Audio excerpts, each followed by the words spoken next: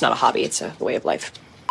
I believe scale modelling is the greatest hobby in the world, and I'll look for any excuse I can to be involved with it. My name is Clayton Ockerby, and I've been fascinated with scale modelling for as long as I can remember. I love the vehicles and the subjects, as well as the history that surrounds the things we model. Workbench Hobbies is a place that helps me share my passion with you.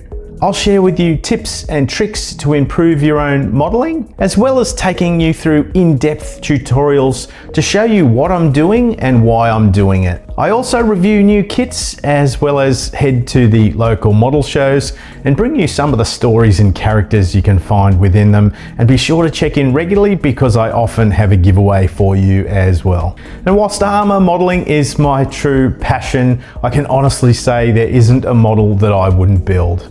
The skills and techniques that you will learn by watching this channel will work for every genre of modeling, no matter what your skill level, so there is something here for everybody. They say a rising tide raises all ships, and that has never been truer than in the case of scale modeling. It truly is the golden age for this hobby. So join with me and let's ride this wave together.